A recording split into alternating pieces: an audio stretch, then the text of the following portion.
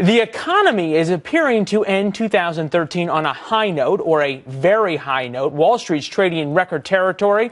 This as new data shows signs the job market is also improving. The Labor Department is reporting the number of Americans applying for unemployment fell 42,000 last week to a seasonally adjusted 338,000. That beat analysts' expectations. Steve Moore is an economist, also a Fox News contributor, joining us from Chicago.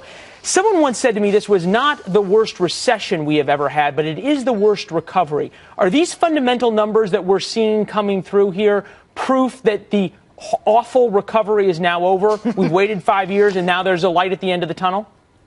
Well, let's hope so. And by the way, I'm the one who's been saying for the last 4 years this has just been a real half-baked recovery. And for a lot of Americans, Leland, it hasn't been much of a recovery at all. We haven't seen the job growth, and we certainly haven't seen the income growth. But, you know, over the last 6 months, and especially over the last couple of months, we've really seen a nice pickup. That's not to say that people aren't still facing a lot of hardship, and there's still a lot of unemployed in this country. But, you know, you said it very well. You're seeing a bump up in employment, which is a great sign.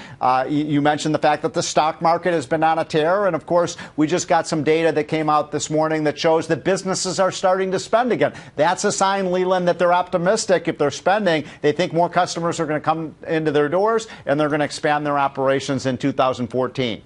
You mentioned this, though, Steve, that while there are folks who are now getting off the unemployment rolls, and there certainly are more jobs, the incomes have not followed. There has not been the raises that people are going to get. I'm wondering, is this recovery as we're seeing it now affecting everyone across the board, or do the rich get richer and the poor get squeezed?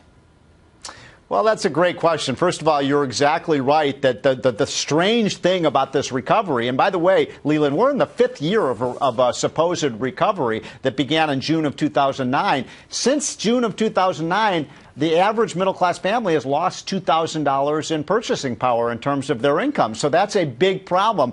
For a lot of families, it's as big a problem as the unemployment rate. And so hopefully, Leland, let's keep our fingers crossed on this. As jobs come back and the labor market gets a little bit tighter, then workers can start asking for wage increases, and they're going to hopefully get those raises in 2014.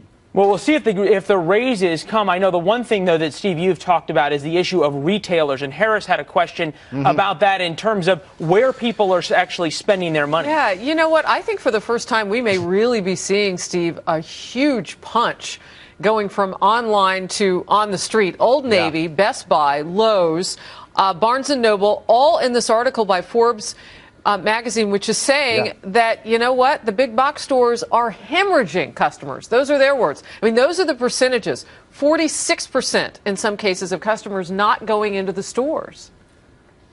Well, welcome to the new world of shopping. You know, the internet has changed everything in our lives, and now it's really affecting how we buy things. And there's no question about it. As every year has gone on for the last 10 years, those online sales continue to escalate, and that means people are buying less things at the stores. It's a big problem for retailers, and we're going to see how much this trend continues. We don't have the final numbers yet in terms of this Christmas season, in terms of how good the numbers were overall, but we do know online shopping was up, and at the store shopping looks to have been flat.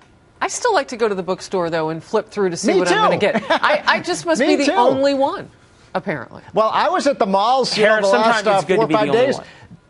They were crowded, but you know what? Some people go to the malls, look for the things that they want, and then they go and buy them online because you don't have to pay a tax. Well, you don't have to pay a tax. It's a lot easier. It gets shipped to you. If UPS actually brings your presents, which this year they were a little late on, but we'll see how all of this affects things in 2014, especially those job numbers.